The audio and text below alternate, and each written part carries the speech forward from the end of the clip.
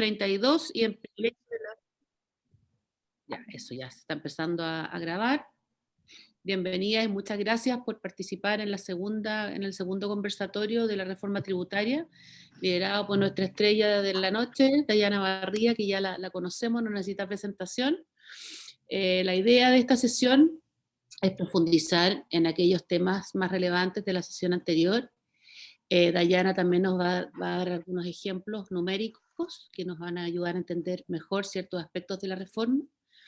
Y por último, siempre tenemos espacio para preguntas y respuestas, así que ojalá sea realmente un conversatorio, que podamos ir viendo los temas que nos interesan a todas, así que agradecemos a Dayana, a la Mesa de Economía y Finanzas y Tributaria, por de nuevo estar acá presente con nosotros y darnos las luces de un tema tan extenso y complejo como la reforma tributaria. Así que muchas gracias. Gracias, Maite. Voy a proyectar como conversamos en la clase, perdón, es la costumbre, perdón, es la costumbre.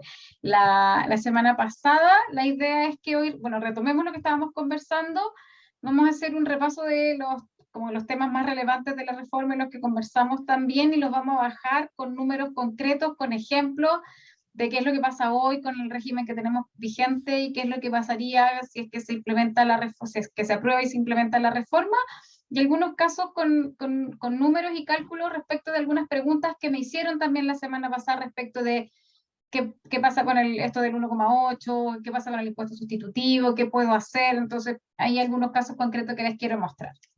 Entonces, la semana pasada lo que partimos comentando es que el mayor cambio quizá que está introduciendo este proyecto de reforma tributaria es establecer este sistema dual que nos saca de esto que conocemos hace tantos años, que es nuestro sistema integrado o semi-integrado ahora, que ha ido suavizándose, pero que partió como 100% integrado, que ahora es semi-integrado, totalmente integrado para las pymes. Salimos de la integración o semi-integración y ahora pasamos a un sistema desintegrado o más bien sistema dual. Y tiene que ver porque cuando hay cadenas de sociedades igual proceden los créditos. Entonces, por eso se denomina sistema dual, en que se separa la tributación de la sociedad y de la tributación de los socios. Y como comentamos, el impuesto de primera categoría, que hoy día es de 27, bajaba a 25 y se establece esta tasa de desarrollo de 2%. ¿Cómo tributan según este sistema dual, entonces en que se separa la tributación de la empresa y de los socios? ¿Cómo tributan los dividendos? Que aquí es cuando ya vamos a empezar a bajar con ejemplos. Si quien percibe el dividendo es una persona natural que es contribuyente del impuesto global complementario, o es un socio o un accionista que está domiciliado en un país sin convenio, va a pagar el 22% sobre esas rentas que perciba por concepto de dividendo o de retiro de utilidades. ¿Y cómo se paga ese 22%? Lo que conversábamos la semana pasada es que lo retiene la sociedad cuando a ti te distribuye el dividendo o te paga el retiro, y a ti te llega entonces el neto de la utilidad, paga el impuesto de primera categoría, paga este 22% y lo que queda te lo entregan a ti.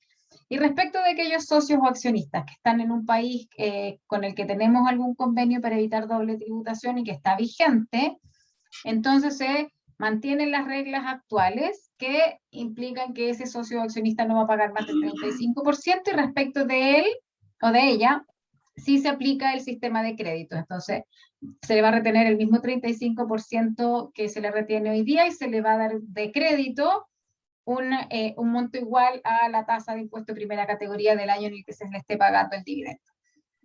Como excepción, este impuesto no se paga si lo que te están distribuyendo son ingresos no renta o rentas exentas, o son rentas con tributación cumplida, por ejemplo, las que se acogieron al impuesto sustitutivo hace algún tiempo atrás, o las que se acojan ahora al nuevo impuesto sustitutivo que se llama ISUA, o a devoluciones de capital.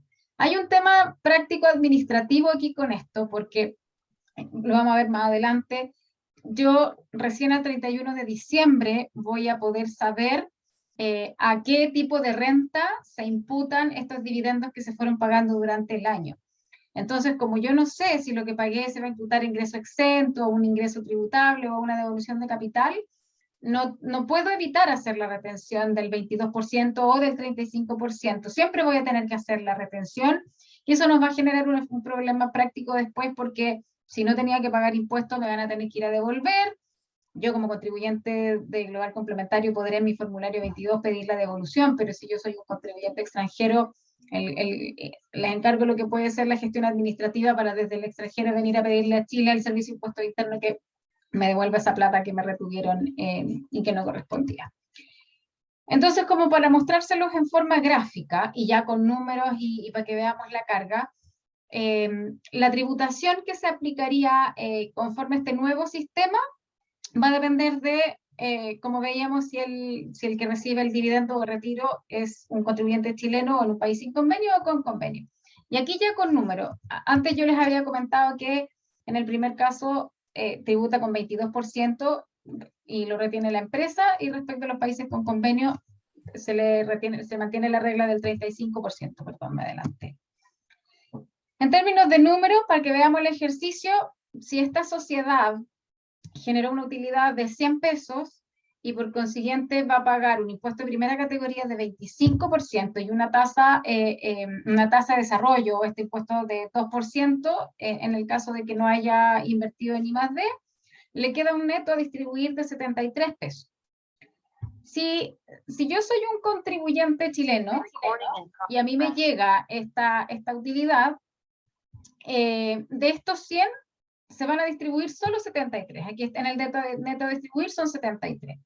De esos 73, la empresa, la misma que generó esta utilidad de 100 pesos, va a retener el 22% y se lo va a entregar al fisco, y entonces a mí me van a llegar estos casi 57 pesos. Es decir, los 100 menos el impuesto de primera categoría, menos el 22% que me retienen, y a mí me llegan en caja a mi bolsillo casi 57 pesos. ¿Cuánto es mi carga total? Asumiendo que si yo tuviera el 100% de esta sociedad, los 27 que pagó la empresa, más los 16 que me retuvo la empresa, y ahí llegamos a esta tasa máxima de la que habla el gobierno cuando presenta su reforma tributaria, que es del 43%. Por el contrario, si estamos hablando de un socio o un accionista que está en un país con convenio, España, Perú, Argentina, un convenio en el que tenga la cláusula Chile, es decir, que se aplique el crédito respecto del impuesto de retención, con el mismo ejemplo, las mismas utilidades, se distribuyen 73 pesos, pero como en este caso ellos sí van a tener derecho al crédito, yo tengo que incrementar esa utilidad distribuida por el mismo monto del impuesto de primera categoría que después me van a dar como crédito, y eso me da una utilidad bruta, le aplico el impuesto, que en este caso es del 35%, pero uso contra ese impuesto que tengo que pagar, que es de 35%, el crédito de primera categoría, el crédito para el impuesto de primera categoría que pagó la empresa. Y aquí hay entre paréntesis un 25%, porque está la discusión todavía en el mundo tributario de si el crédito al que va a tener derecho, en este caso el contribuyente extranjero, va a ser de 27% o de 25%. Porque si bien la tasa de impuesto de primera categoría ahora es de 25% y este otro 2% es una tasa de desarrollo, la misma ley de la renta dice que para todos los efectos legales, la tasa de desarrollo se considera un impuesto de primera categoría. Entonces, ahí va a estar la discusión y quizás va a ser parte de cuando ya se haga el análisis fino del proyecto, es que quede claro si el incremento y el crédito va a ser solo por el 25%, que es la tasa del impuesto de primera categoría, o por todo el impuesto que correspondería pagar, que son estos 27%. Y eso no es baladí, porque hoy día, con el régimen vigente, esto que yo le estoy mostrando a mano derecha es el régimen que se aplicaría incluso con reforma a los países con convenio, pero ¿qué es lo que está vigente hoy día? Respecto de ellos no cambia. Entonces, como hoy día yo les doy de crédito el 27%, o sea, todo el impuesto de primera categoría, el contribuyente extranjero termina pagando 35%. Si con la reforma les doy de crédito tanto el impuesto de primera categoría como el 2%, que es la tasa de desarrollo, es decir, les doy el mismo 27%, vamos a seguir con una carga de 35%. Pero si solo les doy el 25%, que es la tasa de impuesto de primera categoría, entonces ya la carga tributaria no sería de 35, sino que sería de 37, y ya para el contribuyente que está en un país con convenio sería un poco más caro, sin perjuicio que le sigues dando crédito y que sigue el régimen, la fórmula de aplicación de crédito sigue siendo la misma. Si le das una tasa menor de crédito, entonces su carga tributaria va a ser superior a la que tienen hoy sin la reforma. En concreto ahora respecto de nosotros, personas naturales que recibimos los dividendos o los retiros con el sistema vigente, que yo les mostré en base 100, que hoy día nosotros incrementamos, nosotros recibimos el dividendo y cuando tenemos que pagar nuestro impuesto de global complementario nos dan de crédito el impuesto de primera categoría. Este es el ejemplo que yo les voy a mostrar. Tenemos dos socios que tienen 50 y 50 en esta sociedad que generó una utilidad de 100 millones de pesos. Y para el ejemplo, nosotros ponemos el caso en que ambos socios reciben, además del dividendo, otro tipo de rentas, que pueden venir de cualquier otra fuente, ¿ya? Para poder sumarlas al dividendo. En ambos casos, ellos tienen el dividendo por el mismo monto, que son los 36 millones y medio, que es el 50% de la utilidad neta que quedaba para distribuir, más las otras rentas que perciben por otros motivos. Y en el caso de nuestra socia mujer, ella tiene rentas bastante altas, y en el caso de él, además del dividendo, recibe al año 25 millones de pesos. Entonces, esto es para mostrarle el ejemplo con distintos tramos de global complementario, a quién se le encarecería más o a quién, o cómo sería como el efecto más fuerte con la reforma. Con el sistema actual, con los tramos actuales, porque como vimos la semana pasada, uno de los cambios que trae la reforma es que además se cambian los tramos del impuesto global complementario y se suben a partir como de la mitad de la tabla, se aumentan los tramos y se suben también las tasas. Pero con los que están vigentes hoy, esta socia o accionista que tiene estas rentas más altas, ella alcanza a quedar en el tramo del 35% de impuesto global complementario, habiendo tenido rentas por 200 millones de pesos, y nuestro otro socio o accionista, con la suma de su renta, genera una base de 75 millones de pesos. Y él queda en el tramo del 30%, ¿ya? Eso nos da que el impuesto que ellos tendrían que pagar sería, en el caso de ella, de 53 millones de pesos y en el caso de él, de 10 millones de pesos. Pero como nuestro sistema es un sistema semi-integrado, solo tenemos derecho al 65% del crédito por el impuesto que pagó la sociedad. Yo, si bien usé el crédito, después tengo que devolver el 35% de ese crédito, que está aquí abajo sumando, y entonces eso me da un impuesto global complementario final a pagar, que en el caso de ella es de 44 millones y medio, y en el caso de él es de casi 1.300.000 pesos. Esta sería la situación hoy, con las tasas de global complementario que existen hoy, con la unidad tributaria, porque estos cálculos se hacen en base a la UTA, con el valor de la UTA a agosto. Esto sería hoy día con el régimen vigente. Si aplicáramos la reforma con estas mismas rentas, con esta misma situación de los mismos accionistas, con el 50% cada uno de ellos de participación, asumiendo que la sociedad va a pagar el mismo 27%, no invirtió en I+D, entonces va a pagar primera categoría de 25 más la tasa de desarrollo de 2, y con las mismas rentas adicionales a su dividendo. En este caso, a diferencia de lo que ocurre hoy día,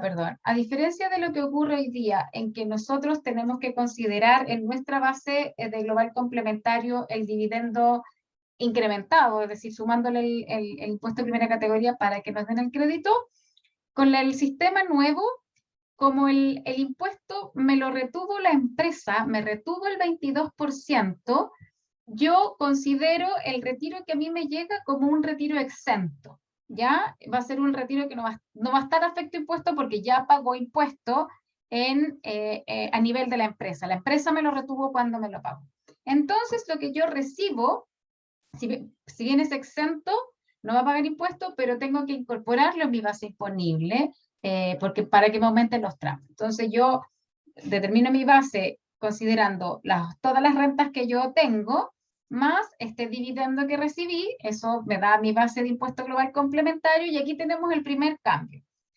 Como los tramos cambiaron, ya se aumentaron los tramos y subieron las tasas también. Antes, con el régimen vigente, yo tenía una base de 200 millones de pesos y quedaba aún en el tramo de impuesto global complementario de 35%, pero con el cambio a la tabla del impuesto global complementario, con una base imponible incluso menor, que es de 178 millones de pesos, yo quedo en el tramo del 43%, quedo en el tramo más alto, en el tramo superior de impuesto global complementario. Entonces aquí tengo el primer efecto. Y en el caso del otro socio, me pasa lo contrario, él queda en un tramo más bajo, que es del 26%, porque lo que tengo que agregar a mi base es menos que lo que tenía que agregar con el régimen vigente actualmente. Con eso yo determino mi impuesto global complementario, le hago las rebajas que me indica la tabla del global complementario, porque no sé si se acuerdan que la semana pasada yo les expliqué que el impuesto global complementario es marginal, entonces esta rebaja lo que hace es evitar que yo tenga que pagar la misma tasa por los tramos anteriores. Eso me da un nuevo impuesto global complementario para cada uno de estos socios o accionistas. Y aquí donde aparece esto que dice crédito por rentas exentas, este es un crédito que a mí me da la ley, que me permite que estos 28 millones de pesos que yo tuve que agregar a mi base imponible, que corresponden a los dividendos o retiros por los que ya se tributó con el 22%, no vuelvan a pagar impuestos. Es decir, si bien yo lo agregué a mi base imponible, después yo hago una rebaja para no volver a pagar impuestos por esos 28 millones de pesos que yo estoy agregando a mi base. Con eso, el impuesto que me va a pagar en cada uno de los casos es, para nuestra socia que tiene rentas más altas, le da un impuesto a pagar de 45 millones y medio, y para él de 2 millones, casi 2.700.000 pesos. Si se fijan y lo comparamos con el ejercicio anterior, ella pagaba 44 millones y medio, ahora va a pagar 45 millones y medio, un millón de pesos más caro. Él pagaba casi 1.300.000 pesos y ahora 2.700.000 pesos el doble. En términos de montos totales, es más o menos la misma suma, 1.300.000, pero en el caso de él es el doble del impuesto que tenía que haber pagado en la situación anterior.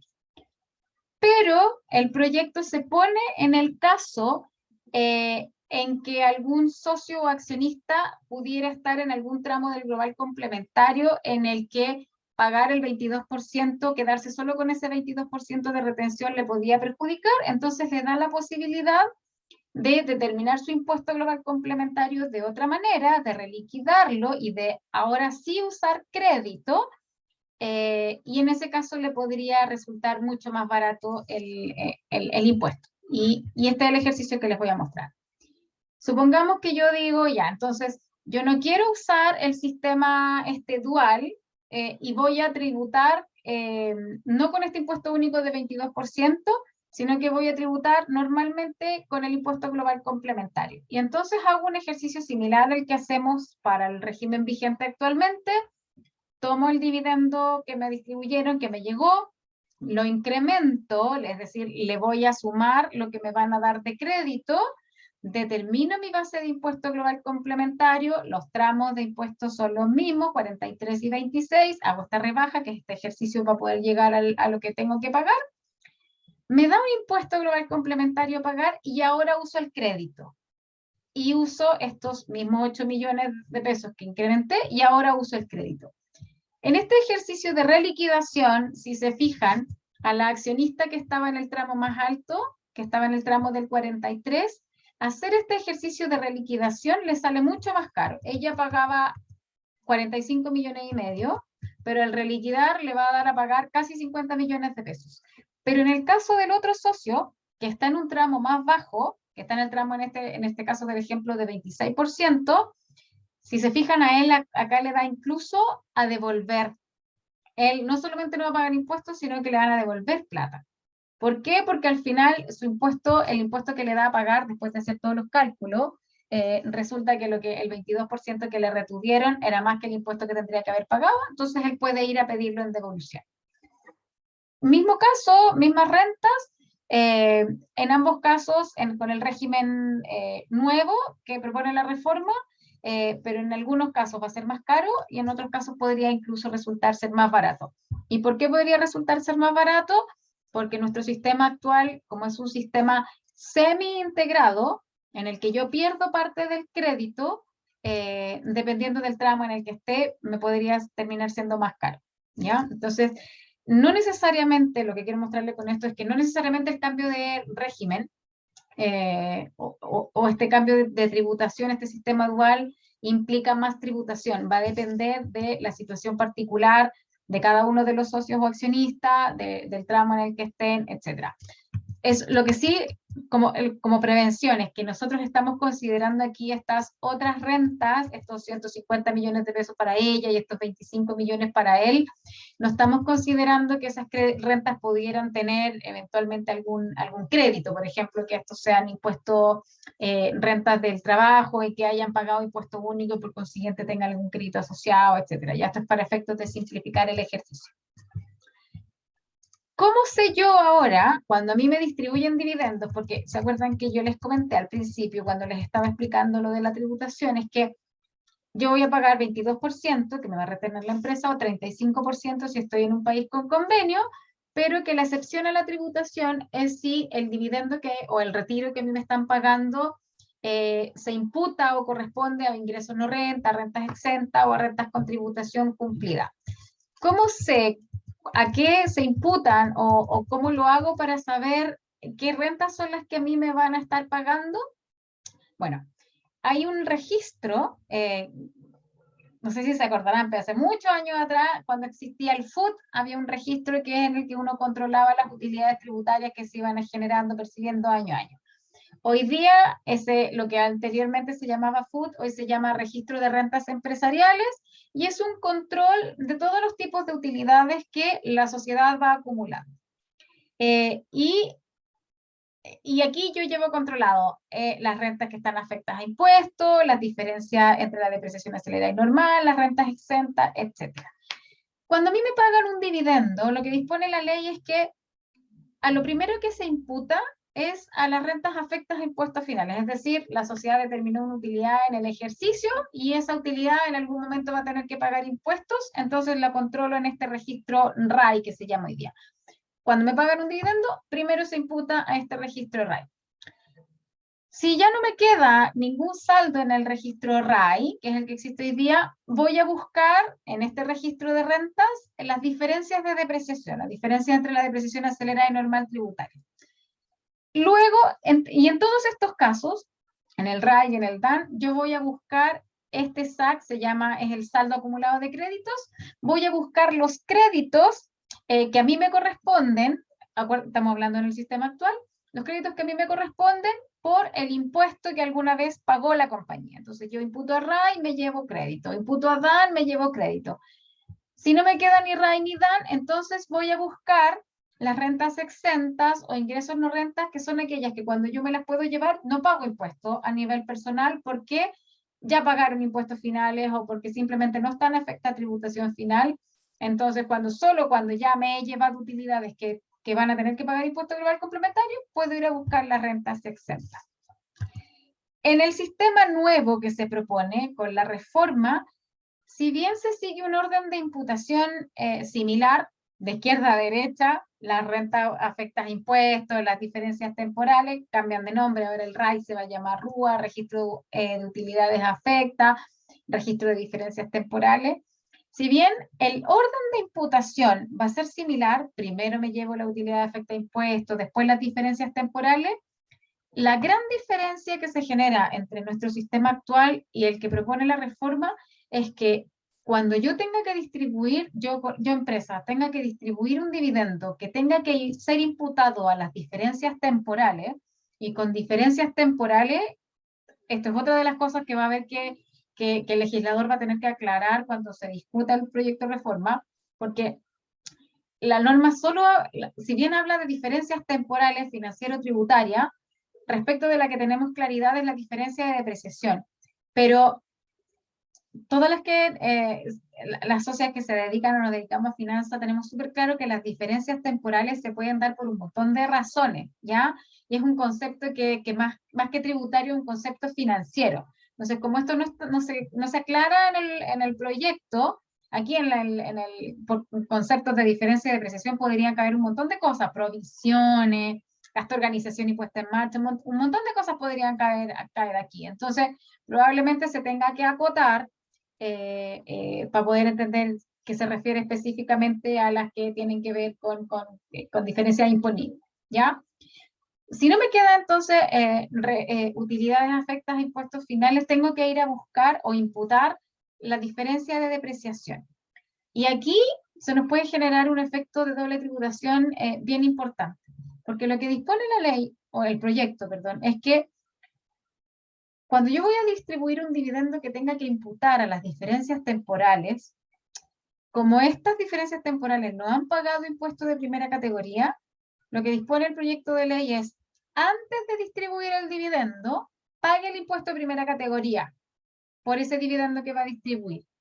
Y el saldo que le quede después de haber pagado el impuesto de primera categoría, a ese saldo aplíquele la retención del 22%. Esta obligación de tener que gravar con impuesto de primera categoría los dividendos que se imputan a las diferencias de depreciación, nos puede generar una doble tributación al final de los días porque, como sabemos, este registro es para las diferencias temporales. Que sea una diferencia temporal implica que al pasar los años voy a dar vuelta a mi situación, se me va a acabar la depreciación tributaria, voy a tener que pagar impuesto por el 100%, ya no voy a tener gastos por depreciación tributaria, solo voy a tener la depreciación financiera, pero yo ya voy a haber pagado el impuesto de primera categoría por esa diferencia. Pago el impuesto de primera categoría cuando pago el dividendo, porque me obliga la ley, pero no me permite la ley, el proyecto como está redactado, que cuando se reverse la diferencia, yo pueda imputar a este impuesto que tengo que pagar ahora, porque ya se acabó la diferencia, ya la reversé, la diferencia temporal, no me permite imputar el impuesto que yo pagué antes cuando distribuí el dividendo. Entonces voy a pagar 2 veces. Y tampoco, porque eso se eliminó, no se contempla en el proyecto, la posibilidad de registrarlo como un crédito. De decir, ya, ok, yo estoy pagando ahora el impuesto porque estoy distribuyendo la utilidad, estoy pagando ahora el impuesto de primera categoría, pero lo guardo como un crédito para poder usarlo e imputarlo cuando tenga que empezar a pagar el impuesto de primera categoría porque se me acaban estas diferencias temporales. Si eso no se resuelve, se nos va a generar, hay ejercicios que muestran que la tributación puede llegar incluso a ser, la tasa efectiva se aleja del 43% y puede llegar hasta un 60%. Entonces, se genera una carga impositiva bastante grande solo por esta situación. Entonces, lo que asumimos es que o se va a reponer la posibilidad de registrar este pago, esta anticipación del pago de impuesto de primera categoría como un crédito para cuando tenga que pagarlo en el futuro, o eliminar este gravamen contra la distribución del dividendo, pero de que hay que arreglarlo, va a haber que arreglarlo. Ya se le ha planteado tanto al ministro, nos consta que se le ha planteado tanto al ministro de Hacienda esta situación como a la comisión, así que esperamos que sea un punto no solo a levantar, sino que a resolver. Respecto de este otro impuesto nuevo que se establece, que es este impuesto a las utilidades retenidas, este es un impuesto que va a gravar las utilidades que estén registradas aquí y aquí, en el registro RAI, que son las rentas afectas a impuestos finales, o en el registro DAN, o ya en régimen, en el registro RUA y en el registro de diferencias temporales, porque se aplica solo a las utilidades tributarias, no a las utilidades financieras. Yo podría tener el caso de una sociedad que tenga muchas utilidades tributarias y muy poquitas utilidades financieras, o al revés, podría tener una sociedad que pudiera tener muchas utilidades financieras y muy poquitas utilidades tributarias y eventualmente incluso pérdidas tributarias. ¿Ya? Entonces, supongamos que es una sociedad que ha tenido pérdidas porque, no sé, porque en su oportunidad tuvo un negocio al que le fue mal y generó mucha pérdida y no ha logrado irlas revirtiendo, entonces se me podrían dar esas diferencias. Este impuesto se aplica solo respecto de las utilidades tributarias, no de las utilidades financieras. Y tal como decía al principio de la charla, Lola, es que este impuesto se aplica sobre el total de la utilidad, sobre el stock, no sobre las utilidades nuevas que se van generando y que no son distribuidas, sino que por todo lo que tenga acumulado. Y aquí, para mostrarles el efecto, qué es lo que genera en un caso concreto este 1,8, nosotros tomamos el ejemplo, esto es un ejemplo real, las utilidades reales acumuladas al día de hoy en una sociedad que calificaría para ser gravada con el 1,8 porque tiene el 80% de sus rentas pasivas, ¿ya?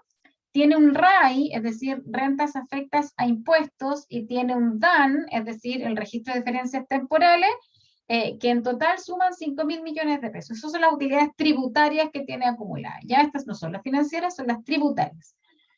Considerando que este impuesto al diferimiento, este impuesto a la utilidad retenida, se va a empezar a aplicar el año 2024, y que por norma transitoria el primer año la tasa va a ser de 1%, y a partir del segundo año, que es el 2025, ya entra en régimen y el impuesto sería de 1,8. En este ejercicio que hicimos fue, el primer año vamos a tener que pagar 50 millones de pesos, y a partir del año 2, 90 millones de pesos, 90, 88, 87. Este ejercicio no está considerando que año a año yo le voy a tener que sumar, además, las utilidades que se hayan generado en el ejercicio respectivo y que no hayan sido distribuidas. ¿Qué significa eso? Que si el año 2024 la sociedad ganó 200 millones de pesos, entonces a los 5.024 que están aquí como registro RUA aquí en el año 2025 le tengo que sumar 200 millones de pesos, ya no van a ser 90 millones de pesos en impuestos, sino que van a ser 18 millones de pesos más o algo así, ¿ya? Entonces, y este ejercicio, ¿por qué lo hicimos? Porque lo queremos comparar con cuánto nos costaría acoger estas utilidades eventualmente a este impuesto sustitutivo que yo les comenté en la sesión anterior, que establece como régimen transitorio también el proyecto, porque alguien preguntó, ¿qué podría hacer yo si tengo muchas utilidades acumuladas? ¿Cómo puedo evitar que me impongan este 1,8? Bueno, la primera forma de evitar este 1,8 es generando ingresos operativos, es decir, si tú tienes una sociedad de inversiones y una sociedad operativa, eventualmente, si al fusionarlas logra que el total de tus ingresos del giro no pasivo superen el 50%, entonces esa es la mejor manera de poder evitar este 1,8. Pero si no puedes hacerlo de esa manera porque no tienes actividades operativas o tu facturación nunca va a poder superar el 50% de tu total de ingresos, porque percibes arriendos de bienes raíces, porque percibes dividendos, etcétera. Bueno, entonces la alternativa para poder evitar este 1,8 sería evaluar la posibilidad de acoger esas utilidades acumuladas al impuesto sustitutivo. Este impuesto sustitutivo, que se establece como régimen transitorio, que yo les comenté la vez pasada, que se establece con una tasa de un 10% o de un 12%, dependiendo del año en el que se acojan las utilidades, permite acoger el total de las utilidades que estén acumuladas en el registro RAI, sin derecho a crédito, es decir, si tienes mucho crédito acumulado los vas a perder, pero con una tasa rebajada de 10%. En este ejercicio, con estas mismas utilidades, el mismo caso, la misma sociedad, nosotros simulamos cuánto tendríamos que pagar si en lugar de mantener la sociedad con esas utilidades ahí aposadas e ir pagando año a año este 1,8%, pagáramos el impuesto sustitutivo. Nos cuesta casi 480 millones de pesos en impuestos poder acoger el total de las utilidades a este impuesto sustitutivo. Si se fijan, si no se paga el impuesto sustitutivo en esta sociedad, en 6 años se van a haber pagado 486 millones de pesos. Y estos 486 millones de pesos, como ya les comenté, no están considerando que año a año se van generando nuevas utilidades que se van sumando al stock que queda grabado con este 1,8%. Entonces, esto al final es un ejercicio financiero que hay que hacer con temas de flujo de caja, porque hay que tener la plata para poder pagar, en este caso concreto, los 480 millones de pesos. Pero si lo tuviéramos, considerando que es una tasa bastante interesante para llevarme para la casa, que de otra manera lo hubiera tenido que pagar con tasa de 43%, hay que hacer el ejercicio, ¿ya? Es algo que nosotros proponemos revisarlo. Este régimen sustitutivo, o sea, transitorio del pago del impuesto sustitutivo, tiene sus pros y tiene sus contras, como todo en la vida. ¿Qué cosas tiene de bueno? Que la tasa es bastante disminuida, un 10%, una tasa súper interesante, aun cuando no me permita usar los créditos, porque hay muchas sociedades, que yo también les comentaba, que tienen historias hacia atrás de utilidades que nunca pagaron impuesto, o porque eran estas sociedades 14 bis o 14 ter o 14 quater. Entonces tienen muchas utilidades acumuladas que no tienen crédito asociado porque en su oportunidad no pagaron el impuesto de primera categoría. Entonces, no hay gran pérdida en esto de que no se puedan utilizar los créditos, y acceder a una tasa de 10% es súper interesante. Si yo acojo las utilidades de este impuesto sustitutivo, esas utilidades se ven completamente tributadas, entonces pasan a considerarse renta, ingreso no renta. Como tiene la tributación cumplida, cuando el socio o el accionista se las lleve para la casa, ya no van a pagar impuesto global complementario, ni ningún otro impuesto, ni el impuesto adicional si es que el accionista o socio fuera un contribuyente domiciliado en el extranjero. Por otra parte, la plata, la caja, el flujo para poder pagar el impuesto no sale del bolsillo del socio, sino que sale de la misma sociedad, porque es un impuesto que es pagado por la empresa, no por el socio.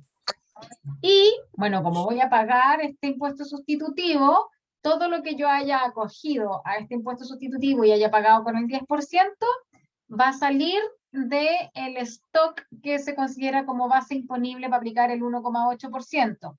Por consiguiente, si no me las llevo y las dejo ahí aposadas, aun cuando las deje ahí aposadas como utilidades tributarias, solo voy a tener que pagar impuesto por lo que no acogí al 10% o por las nuevas utilidades que se vayan generando. Y por último, tiene otro efecto bien importante que tiene que ver con reducir el pago de patente municipal.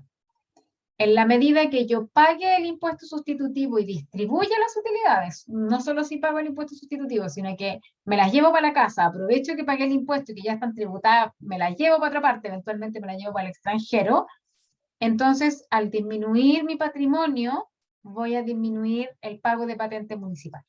¿Ya? Que ese es un efecto que yo creo que es como un efecto secundario, que no era necesario, que no era el buscado cuando se propuso, se estableció este impuesto, este régimen transitorio de impuesto sustitutivo, pero es un efecto que podría ser bastante interesante, porque la patente municipal, dependiendo del patrimonio que tenga una compañía, que en este caso concreto, por ejemplo, puede llegar a ser sobre 300 millones de pesos, así que podría ser un ahorro bien considerable.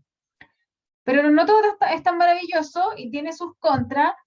Y lo primero es que, bueno, necesitamos una caja bastante importante para poder no solamente pagar el impuesto, sino que eventualmente para llevármelo. Porque si yo pago el impuesto y no me llevo las utilidades de inmediato, a diferencia del impuesto sustitutivo que hemos visto para la reforma de Bachelet y que vimos para el proyecto de modernización tributaria, en que pagando el impuesto sustitutivo, yo podía llevarme esas utilidades cuando quisiera, sin tener que seguir este orden de imputación que yo les comenté antes, que era el RAI, el DAN y después el REX. Ahora sí tengo que seguir ese orden de imputación. Y esto implica que si no me las llevo de inmediato y la sociedad empieza a generar nuevas utilidades, cuando yo me quiera llevar estas utilidades que están libres de impuestos porque ya pagaron, primero me voy a tener que llevar las utilidades nuevas que haya generado, pagar por consiguiente el impuesto global complementario asociado a esas nuevas utilidades, y recién cuando se agote ese registro, es decir, aquí en el registro que les mostraba, primero llevarme el total de este registro RUA, pagar el impuesto global complementario, este 22% que me van a retener, pagar el impuesto si es que hay rentas controladas en el registro de diferencias temporales, pagar el impuesto que corresponde aquí, el impuesto de primera categoría, y luego la retención del 22%, y solo cuando me haya llevado todas esas rentas y haya pagado todos los impuestos que correspondan, recién voy a poder echar mano a este impuesto sustitutivo. Por consiguiente, si ustedes hacen este ejercicio y se dan cuenta de que les conviene,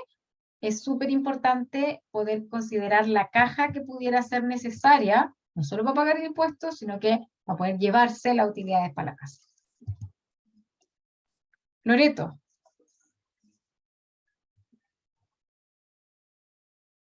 Está muteada. Ahora sí, ahora sí. Me quedó súper claro. Yo tengo una sociedad de inversiones que tiene un food que es de 100 millones acumulado. Entonces, pagar los 10 millones no hay ningún problema, pero esa plata no existe en la caja. Saldría de las rentas que va generando, pero ¿qué hago con los 90 que quedan ahí? No los puedo retirar porque no están físicamente, están reinvertidos. Entonces, ¿me convendría pagar el 1,8? Lo que pasa, Loreto, es que, por eso te digo que ninguna sociedad tiene la utilidad en caja. La tiene en fondo mutuo, o en acciones, o en máquinas, o en una sociedad abajo que tiene máquinas. Entonces, nadie tiene la plata en caja, la utilidad nadie la deja en la caja. Asumiendo que están invertidas, para poder llevarte esa utilidad, lo único que te tocaría es liquidarla, hacer las cajas y llevarte.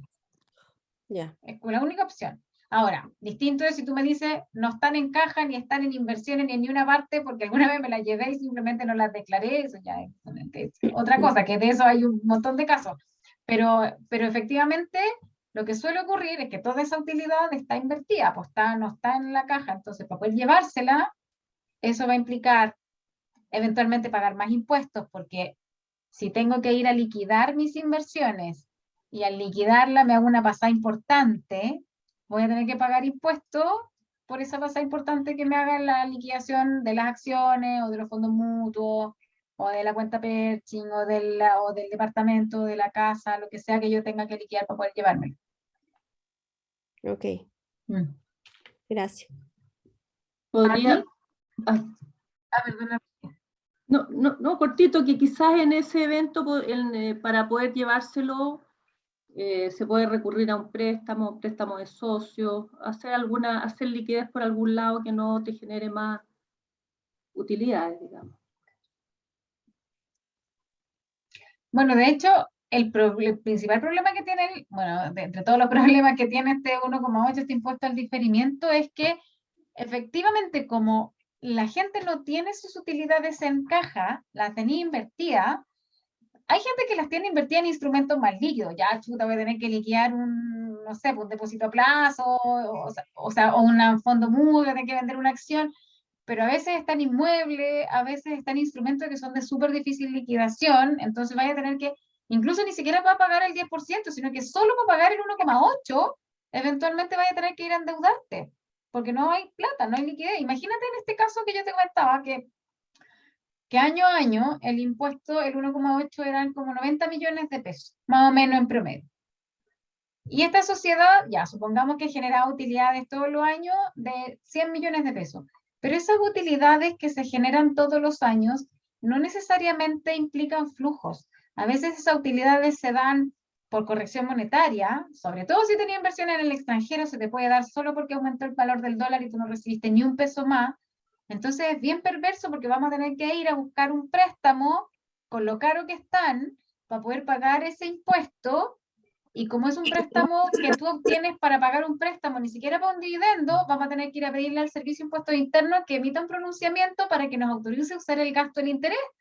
Porque cuando tú te endeudas, el poder usar el gasto del interés bancario es porque esa deuda tú la estás usando para generar para alguna actividad que te genera una renta que después va a pagar impuestos. Pero aquí yo me estoy endeudando ni siquiera para pagar dividendos, que es una obligación, es algo inevitable. Tengo que pagar dividendos, entonces no tengo caja, bueno, voy al banco a pedir plata para poder pagar el dividendo. Y el servicio me acepta ese gasto. Pero vamos a ver, si más encima después me dicen, es que si usted se endeuda para pagar el impuesto no es problema mío, así que yo no le voy a aceptar el gasto de los intereses. Sería bien descabellado, pero podría ocurrir. ¿Pati? Sí, Dayana, yo estaba pensando, es bien volado, pero de repente pedir un préstamo al banco, dado que la mayoría de las empresas tienen todo invertido, retiran los socios, pagan el 10% del impuesto sustitutivo y después le prestan de nuevo la plata a la empresa. Que de hecho es lo que se ha hecho, que ha hecho la Sí, gran mayoría de las personas con los impuestos sustitutivos anteriores. exactamente. Hace eso. Porque tú no quieres tener la plata tú, pues si tú la Claro, la donde quieres en mejor la te empresa. renta es tu empresa, exacto. Exacto. Claro, porque además, si además tuviste súper buen ojo para invertir con esa plata y te da súper buenas rentabilidades, al tenerla en la empresa igual uno la frena. Ujú. con una tasa de 27 hoy día. Sí, pero en tu caso la podéis llegar a tributar al 43. Entonces, esa es la razón por la que uno invierte en una sociedad de inversiones y no lo invierte de manera personal, po. Bueno, y Exacto. además de un tema de herencia y un tema de como de hartas cosas, de responsabilidad, Sí. etcétera. Pero al final eso es lo que uno termina haciendo. El problema con eso, sí, Pati, es que Tiene que vas a ser el volver a nuestro. caer, no, y además que vas a volver a caer en que esa plata que ya sacaste, cuando vuelva a rentar en la sociedad, de Ah, nuevo, sí. cada vez que no te la lleves, van a tener que empezar a pagar el 1,8. No, eso es correcto, sí, eso lo tengo clarísimo. Sí, Sí.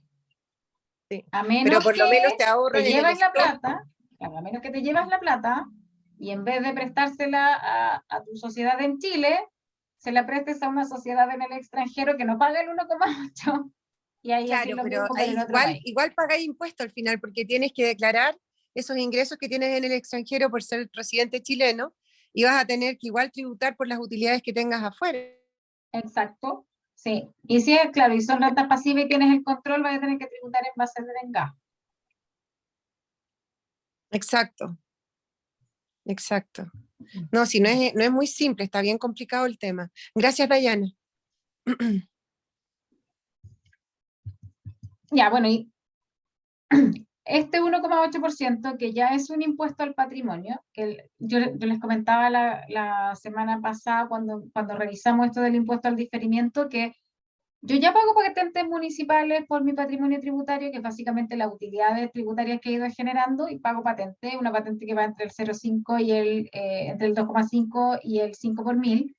Ahora, por el mismo patrimonio voy a tener que pagar un 1,8%, es decir, es otro impuesto al patrimonio, y es un impuesto al patrimonio distinto del impuesto al patrimonio propiamente tal que nosotros conocemos que está introduciendo este proyecto, que es el que hace que los patrimonios personales paguen un impuesto que va por tramos, nos van a aplicar una tasa de entre 1 y 1,8% por aquellos patrimonios que superen. Esto no está en dólares, en la ley está en UTAS, pero uno lo pasa a dólares porque es mucho más fácil hacer el cambio, sobre todo ahora que está como en 1000, redondeo re fácil. Pero está en UTAS, pasado a dólares son como casi 5 millones más o menos. Eh, que queda exento a partir de ahí por la diferencia. No es que si mi patrimonio supera esta plata, estos 4,5 millones o 5 millones, 4,9 o 5 millones de dólares, no es que si yo supero eso, todo mi patrimonio va a pagar el impuesto al patrimonio, sino que es solo el tramo que lo supera. Entonces, hasta las 6.000 UTA, que son más o menos 4.500, 5.000 millones de pesos, todo ese pedacito no paga impuesto al patrimonio. Lo que supera esos 4.500, 5.000 millones de pesos hasta más o menos los 15 millones de dólares, 15.000 millones de pesos, más o menos, ese tramo, solo ese tramo paga un 1% y lo que supera los 15 millones va a pagar el 1,8. Para el primer año solo se va a aplicar el 1,8. O sea, no solo para el tramo, perdón, que supera los 15 y se le va a aplicar el 1,8. El primer tramo, el primer ejercicio va a estar exento. ¿Qué tengo que computar para el impuesto al patrimonio? Todos los bienes que yo tenga y sumarle además el patrimonio de los hijos no emancipados. Le tengo que restar los pasivos que haya contratado, siempre y cuando sean pasivos no correlacionadas y que además yo haya destinado a adquirir los activos que conforman el patrimonio que va a estar afecto al impuesto. Y una vez que determino el impuesto, contra ese impuesto que yo tenga que pagar, voy a poder usar como crédito los impuestos que efectivamente yo haya pagado, por ejemplo, por contribuciones, el mismo 1,8% que pagó mi empresa, y ese es el crédito que yo les decía, que al final, si tú tienes dos más socios y solo uno queda afecto al impuesto al patrimonio, los otros socios terminan subsidiándole ese crédito. ¿Cómo lo valorizo? Es decir, yo tengo que tomar todos los bienes que tengo, y cómo saber si todos esos bienes que tengo al final quedan bajo o sobre estos tramos. ¿Cómo los valorizo para saber a cuánto asciende mi patrimonio? La misma ley me establece una tabla de valorización. No es una tabla, esta tabla es un resumen, que esta está sacada de hecho de la misma presentación del Ministerio de Hacienda al Congreso. Esta es la que el ministro les presentó a los diputados. En el proyecto no aparece tan gráfico, pero tengo que distinguir respecto de qué tipo de activo se trata, la forma en que lo voy a valorizar. Esta misma tabla, de hecho, o esta misma forma de valorizar los activos es la que ahora se establece para efectos de impuesto de herencia, ¿ya? Así como se valorizan los bienes, o se van a valorizar los bienes para efectos del impuesto al patrimonio, es la forma en que se van a valorizar para efectos del impuesto a la herencia. Si yo tengo una sociedad en el país, una sociedad de inversiones, entonces va a ser el patrimonio financiero, asumiendo que yo llevo IFRS, porque solo en ese caso mis activos están a valor comercial, o tengo que tasar mi sociedad. Si lo que tengo son acciones que se transan en bolsa, bueno, el valor de la cotización bursátil. Si tengo inmuebles, el avalúo fiscal. En la medida que sean inmuebles directamente. El inmueble, si está dentro de una sociedad, tengo que valorizar la sociedad con los activos que tiene adentro. Si tengo instrumentos derivados, tengo opciones, las tengo que valorizar según como la misma ley de derivados me dispone a mí que yo tengo que valorizar. Si yo tengo la típica cuenta de inversión en un banco custodio afuera, tengo una cuenta Pershing, bueno, tengo que ir a buscar el saldo de esa cuenta de inversiones el 31 de diciembre, tomo la cartola y voy a saber cuánto valen mis inversiones. En el caso de los vehículos, el valor de tasación, y cualquier otro activo que tenga un valor superior a $100.000, tengo que ir a buscar a alguien que me los tase y me diga cuánto valen en el mercado. Y los pasivos, bueno, como yo les comentaba, solo puedo deducir aquellos que yo use para financiar cualquiera de estos activos que yo les mencioné antes, y tengo que ir a ver cuánto es el saldo de ese pasivo al 31 de diciembre. ¿Por qué al 31 de diciembre? Tanto en el caso de los portafolios como en el caso del pasivo, porque el patrimonio se fija al 31 de diciembre del año anterior al en que yo tengo que hacer el pago. Entonces, yo tengo que pagarlo en 2024, lo voy a fijar al 31 de diciembre del 2023. Y a ese valor, a esa fecha, fijo los valores. Siguiendo con los ejemplos concretos numéricos, en este caso, tomamos el patrimonio redondeado de una persona concreta y consideramos los valores según esta tabla. En propiedades, conforme a avalúo fiscal, el valor de sus inmuebles es de aproximadamente 1.200 millones de pesos. Tiene una inversión en Pershing y al 31 de diciembre ese valor, dólares pasado a peso, más o menos 2.350 millones de pesos, y tiene un 65% de participación en una sociedad de inversiones chilena, que para efectos de este ejercicio tomamos como patrimonio financiero las mismas utilidades que consideramos para efectos de calcular el impuesto sustitutivo y para efectos de calcular el impuesto a las utilidades retenidas. Y tomamos este valor porque el patrimonio financiero, en este caso concreto, las utilidades financieras eran iguales a las utilidades tributarias, y el capital de la sociedad era, no sé, de 5 millones de pesos, entonces en términos de patrimonio financiero y valor, en términos de patrimonio financiero y utilidades era prácticamente el mismo, así que para efectos del cálculo, sobre ese valor aplicamos el 65% y nos dio estos casi 2.800 millones de pesos. Lo sumamos, no hay pasivos asociados a la adquisición de estos activos, así que eso me dio un total de 6.300 millones de pesos. Como la tabla está establecida en UTAs, yo convierto este valor en pesos al valor de la UTA, usé el de agosto, esto no se calcula a agosto, pero para efectos del ejercicio tomé la UTA, la última que tenemos, que es la de agosto, llegamos a un patrimonio de 8.800 UTAs. Vamos a buscar la tabla, y si yo estoy en 8.800 y significa que al superar las 2.000 voy a quedar en el tramo del 1, lo que tengo que hacer es determinar cuánto es mi base imponible. Ya sé que voy a tener que pagar impuestos que supere las 6.000, entonces le resto a las 8.000 las 6.000, me da que mi base imponible, por lo que yo tengo que pagar impuestos, es la diferencia, que son estos 2.800 millones de pesos, me da pasado a peso a CLP 2.057 millones, y el 1%, que estoy en el primer tramo, van a ser 20 millones y medio.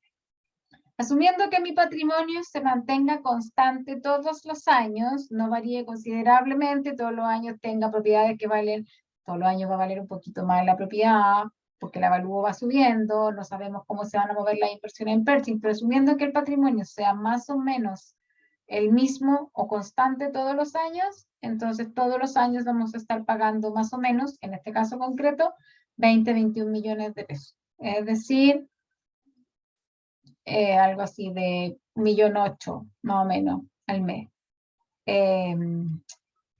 Para siempre, ¿ya? Porque esto no es transitorio, no es temporal, es un impuesto que se paga año a año y que se paga además del impuesto global complementario que me toca pagar por las rentas que estoy recibiendo, ya sea porque tengo sueldo, porque tengo dividendos, porque hago retiro. Entonces pago mi impuesto global complementario, pero además pago mi impuesto al patrimonio. Y cuando tenga que ir a pagar estos 20.571.000, en el caso concreto, si yo pagué, o sea, las contribuciones que pagué por estos inmuebles que yo consideré en el patrimonio, las puedo usar como crédito para pagar esos 20 millones de pesos. El 1,8 que haya pagado en la sociedad de inversiones, en la proporción que a mí me corresponde, también lo puedo usar como crédito contra el impuesto al patrimonio, ¿ya? No puedo usar las contribuciones que pagó la empresa en la que yo tengo la participación, sino aquellas que pagué yo.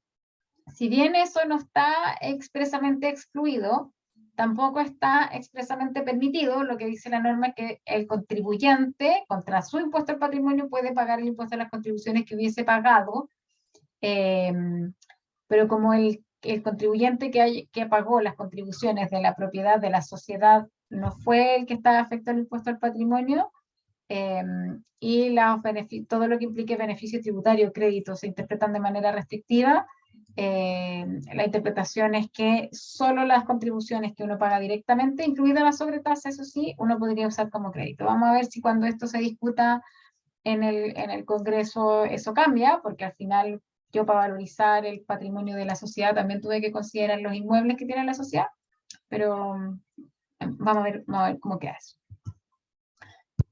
Si me quiero ir para no pagar el impuesto al patrimonio y evitarme este 1 o este 1,8%, y me quiero ir, no sé, pues a Uruguay, que tiene hoy día un régimen bastante atractivo para inversionistas extranjeros que quieren mudar su residencia tributaria, el proyecto establece un impuesto de salida, que lo que dispone es, si usted quiere irse de Chile, ¿ya? Y me viene a avisar que se quiere ir para efectos tributarios, entonces yo le voy a cobrar a usted un impuesto de 5% sobre su patrimonio, pero no sobre el total, sino que igual que el impuesto al patrimonio es sobre el tramo que excede un tope, que en este caso son las mismas 6.000 UTA que en el caso del primer tramo del impuesto al patrimonio, ¿ya?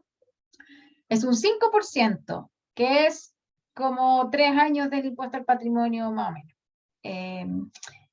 Si nosotros nos queremos saltar ese 5%, decimos, ya, pero ¿para qué le voy a ir a dar aviso al servicio que yo me voy a ir de Chile para efectos tributarios, que yo voy a perder mi residencia tributaria? Mejor me voy nomás, dejo de estar en Chile, trato de perder el centro de intereses, me voy para afuera, me radico en otro país, o ni siquiera me radico, sino que estoy 183 días en un país y 183 días en el otro, o en otros me voy moviendo, pero me quedo 183 días al menos en otro país, de esa manera adquiero residencia tributaria en otro. Si lo hago de esa manera, sin informar al servicio, hay una especie de sanción que es bien discutible en términos legales, pero hay una sanción que lo que hace es, si yo servicio de impuesto interno me entero que tú perdiste la residencia sin que me hayas avisado a mí que te ibas a ir de Chile, que ibas a dejar de pagar impuestos en Chile, entonces la sanción a esa situación es que tú vas a quedar igual efecto al impuesto al patrimonio durante 3 años más, pero no desde que te fuiste, sino que 3 años más desde que yo, servicio de impuestos interno, me enteré.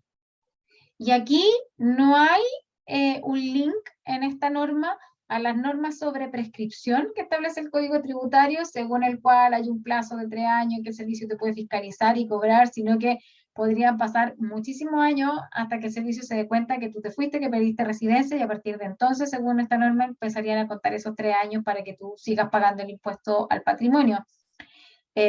Cosa que, como les digo, es bastante discutible en términos de legalidad y de certeza jurídica, así que esta es otra de las normas que están ahí como con un pin marcada, así con destacador, para poder revisar y para que se pueda discutir en detalle y eventualmente cambiar o ajustar. Eso, chiquillas, en términos como de la bajada con números, con ejemplos, como para mostrarles las diferencias o lo que puede implicar. Lo que yo les contaba la semana anterior es que hay otras normas, como el hecho de que no podamos usar el 100% de la pérdida en un ejercicio, sino que solo con un tope del 50% de la renta líquida, que eso podría alterar súper fuertemente los proyectos de inversión. Las valorizaciones de empresas se van a ver súper afectadas también con el tema del no poder usar el 100% de la pérdida. Entonces, este tipo de cosas son las que, como yo les contaba, solo cuando uno las revisa en detalle se puede dar cuenta que, sin perjuicio que no hubo un aumento de la tasa de impuesto de primera categoría y que no pareciera que la reforma tiende a atacar las empresas, sino que principalmente tiende a enfocarse en los grandes patrimonios y en los patrimonios personales, cosas como el 1,8%, como esto de tener que pagar impuesto de primera categoría cuando tú imputas los dividendos a las diferencias temporales, cosas como el tema de no poder usar el 100% de la pérdida, sí que afectan a los negocios súper, súper fuertemente. O sea, el impacto en los modelos financieros, el tema de la pérdida, pensando en el flujo, es súper fuerte y a nosotros nos ha tocado ver ya casos concretos de empresas que se valorizaron a principios de este año para operaciones de M&A en que se consideró la pérdida de una manera y que hoy día, si es que esto se aprueba y no se puede usar de la manera que se consideró para efectos de la valorización, la empresa hubiese valido muy distinto a lo que se considera para efectos de la operación. Y esos son como los efectos prácticos y concretos que uno ya puede empezar a ver con este proyecto.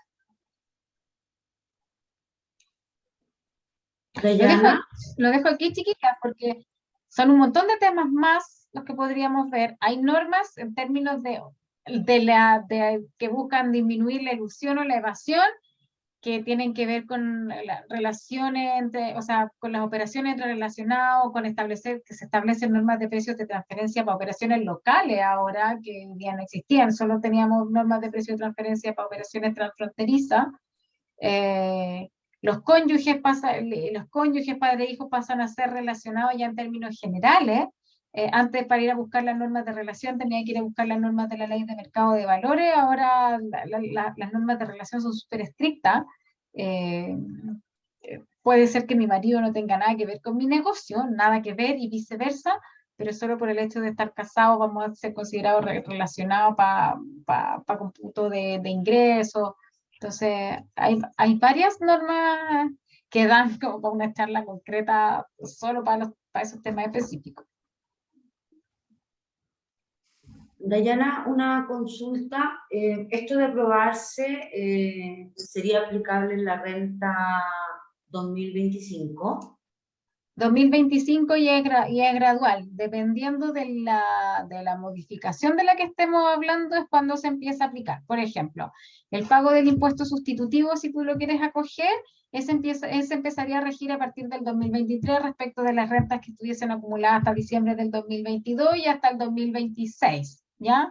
Para los primeros años tasa 10%, para los últimos años tasa 12%. Respecto del impuesto al patrimonio, y del 1,8 del 2024 en adelante.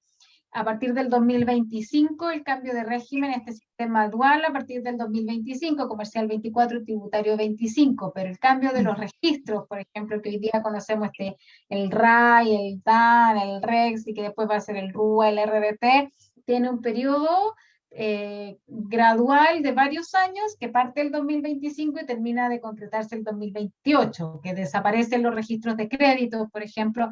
Bueno, y de hecho, como ya no vamos a tener un sistema de créditos porque el sistema va a ser desintegrado, tus créditos, así como está redactado hoy día al menos, desaparecen. Ya ni siquiera hay un control de créditos. Ni siquiera de los créditos que tú venías arrastrando de la época del FUT, de los 2000 o de los 90, o sea, pierdes los créditos.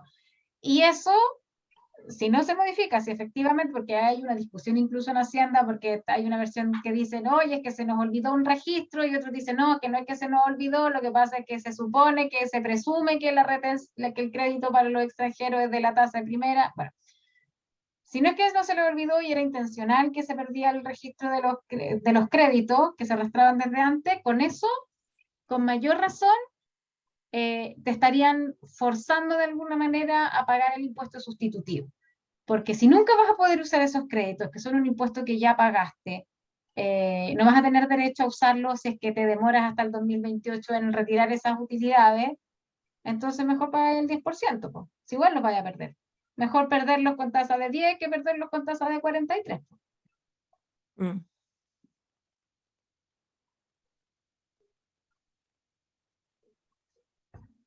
Loreto. Como que uno queda plop. Quedamos para adentro. Loreto. Yo había hecho una pregunta en el chat, que cuando Mm. hablabas del sistema dual, que pasamos ahora al sistema dual, con el tema de la reliquidación, si uno de los socios opta por el sistema de reliquidación, ¿el otro también tiene que usarlo o cada uno elige? No, es personal, es personal. Ya. La sociedad lo que hace es retener el 22%. Supongamos que Redmat fuera una sociedad y todas las que estamos aquí somos todas socias, todas tenemos una situación tributaria completamente distinta. Lo que haría Redmat sería, mal ejemplo que Redmat no es una sociedad, pero suponiendo que lo fuera, lo que tendría que hacer Redmat es pagar su impuesto de primera categoría, de lo que le queda después de pagar el impuesto de primera categoría nos distribuye, y de lo que nos distribuye nos quita el 22%. Y eso lo paga el fisco. Y luego tú, Loreto, la Paola, la Maite, la Lola, la Rocío, cada una verá si este dividendo que recibió de Redmat, sumado a su sueldo, sus honorarios, no sé, por sus arriendos, cualquier otra renta, si le conviene reliquidar, es decir, tributar con el global complementario como todas las demás rentas, o si le sirve pagar este impuesto único de 22% y simplemente considerarlo como una renta exenta. Es individual, no, o sea, lo que tú hagas como socio o accionista, a mí no me va a afectar. Y otra pregunta, es súper complicado este nuevo sistema. Yo sé que no está todo aprobado. Yo siempre he declarado, yo tengo una empresa y además yo siempre declaro según propuesta. ¿El Servicio de Impuesto Interno me va a volver a hacer la propuesta con todos estos escenarios? ¿Cómo simulo yo? Buena pregunta. Como la reliquidación es una opción, probablemente si tú recibes un dividendo que tuvo retención del 22%, la propuesta que te van a hacer va a ser con el dividendo exento. Dudo que el servicio, bueno, no lo sabemos ya, pero dudo que el servicio te diga, ¿quiere reliquidar? Y entonces te vuelva a hacer una propuesta. Probablemente como en la norma, al menos en el proyecto, está establecido como una opción, la norma dice, sin perjuicio de lo dispuesto, los números, no sé cuánto, no sé cuánto, no sé cuánto, el contribuyente podrá tributar en el global complementario. Entonces, como es una opción, si tú quieres reliquidar, vas a tener que ir a hacer el cálculo y ver si te conviene o no, porque uno asume que si estás en el tramo de menos de 22%, te va a convenir reliquidar, porque si te tuvieron 22 y tú quedas en el tramo del 13, por ejemplo, o sea, todo el rato te conviene reliquidar para que te devuelvan. Pero en el ejemplo que yo les mostré, ese socio estaba en el tramo del 26 y uno hubiera asumido que si solo se trataba como de tasas, el del 26 no le convenía reliquidar, porque le retuvieron 22, entonces uno asume que siempre va a pagar más, y no era tan así, si se fijaron igual le convenía, le devolvían plata. Entonces, capaz que siendo así, para las personas naturales termine siendo ahora más complejo porque vas a tener que buscar un contador que te haga el ejercicio. Capaz. O sea, súper complejo. O les preparo la planilla y se la mando. Linda.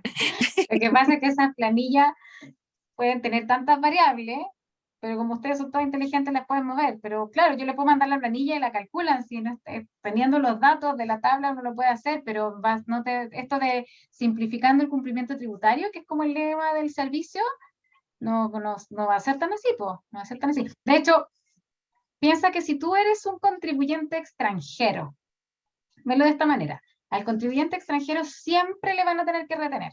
En país con convenio, como vas a tener derecho al crédito, siempre te van a retener el 35%. ¿Ya? A ti no te retienen el 22% y te van a retener el 35%, pero te van a dar el crédito.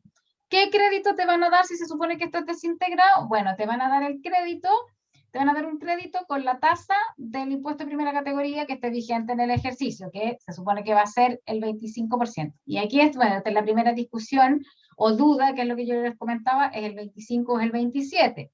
Si es el 25, o sea, la ley dice el impuesto la tasa del impuesto de primera categoría es 25%, pero después en un montón de normas dice para todos los efectos legales el 2% de la tasa de desarrollo se va a considerar un impuesto de primera categoría. Entonces ahí es, ¿cuánto le doy de crédito? ¿Le doy 25 o le doy 27?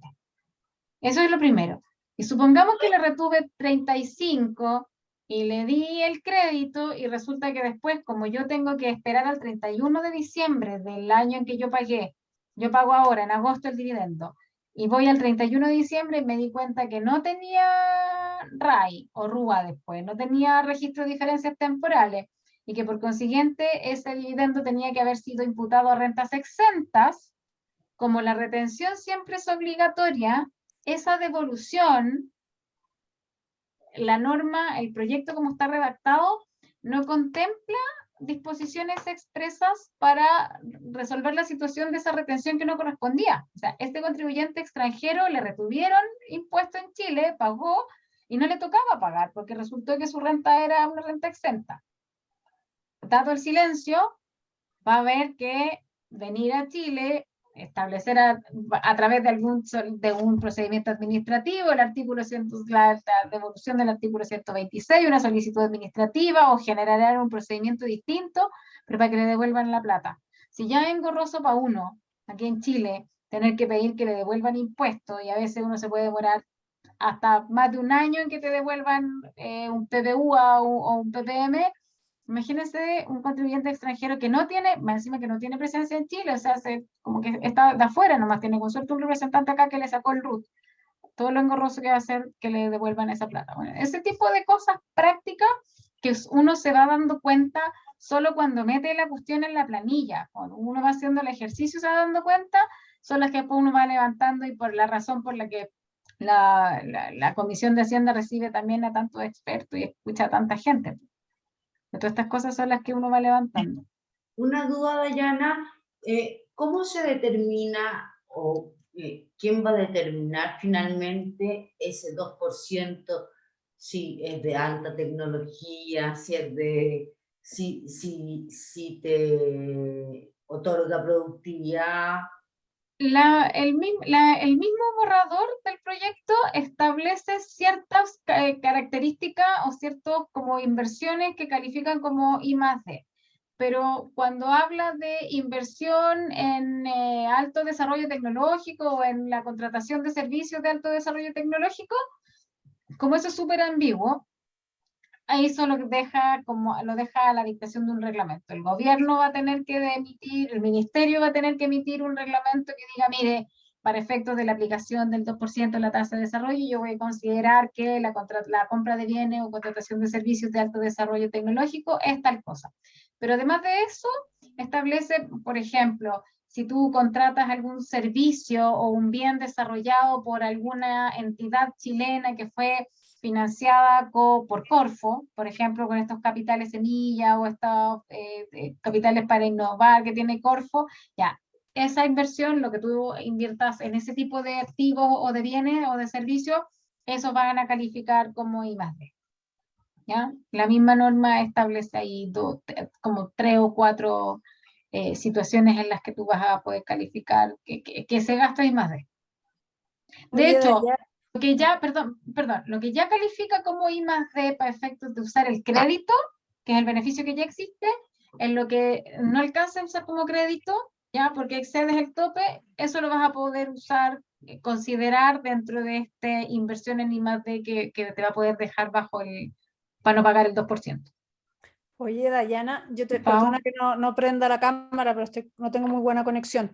Entonces, yo tengo una duda. ¿Cómo va a determinar impuestos internos quiénes deben valorizar su patrimonio y cómo lo va a fiscalizar, porque obviamente hay mucha información que pueden cruzar, sí, pueden cruzar el porcentaje que tú tienes en una empresa, a lo mejor las acciones que tú tienes, pero ¿cómo van a saber si tú tienes un auto, no sé, que cuesta $300.000?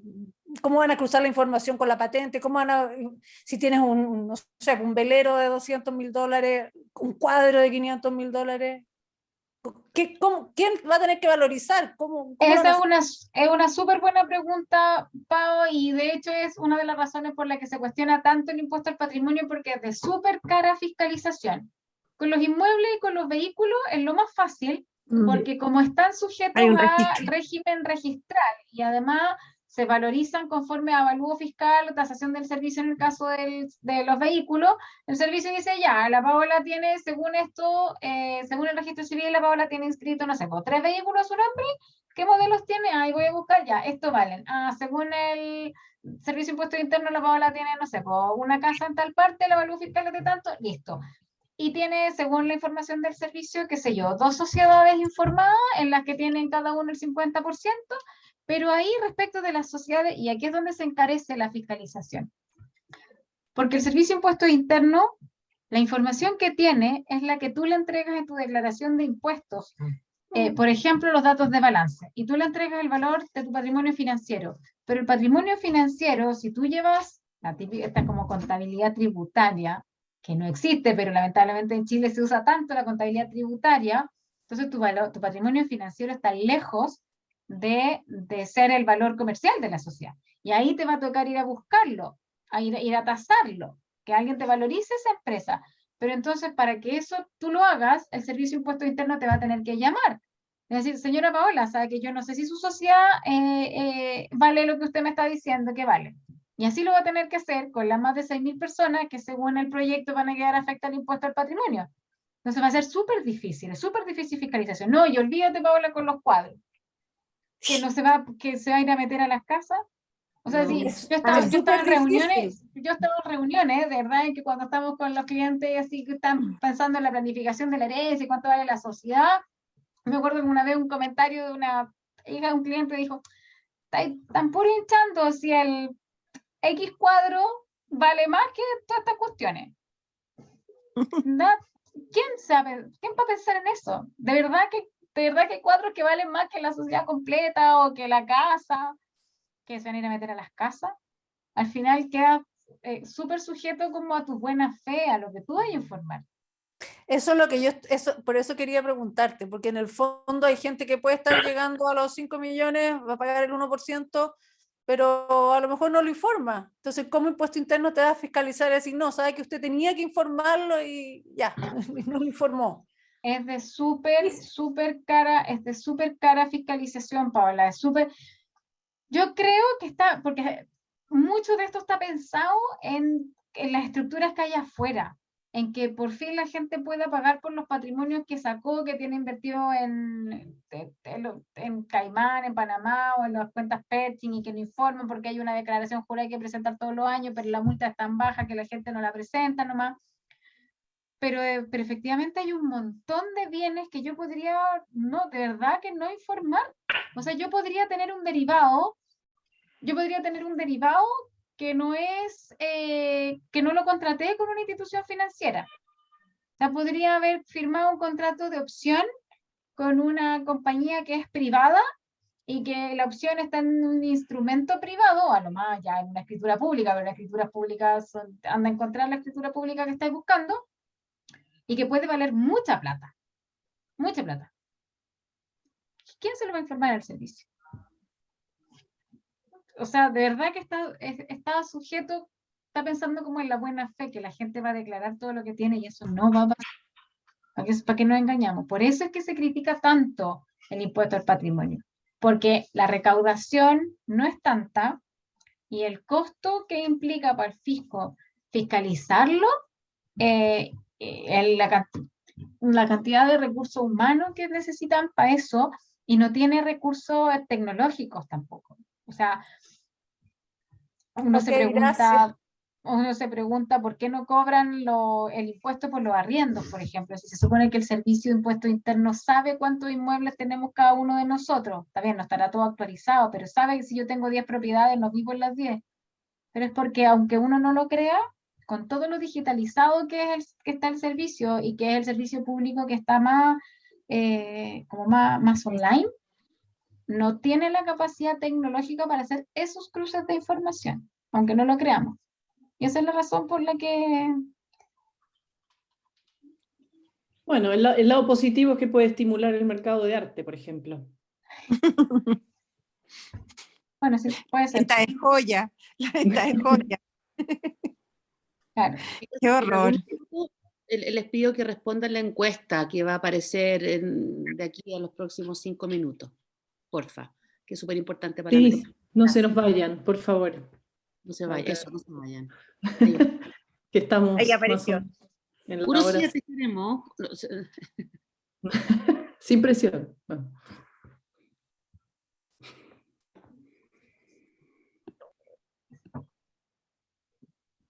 Oye, mientras tanto, mil gracias, Dayana, de verdad. Yo no quiero decirte que en el chat dicen que tienes que hacer todavía más charlas, así que no te quiero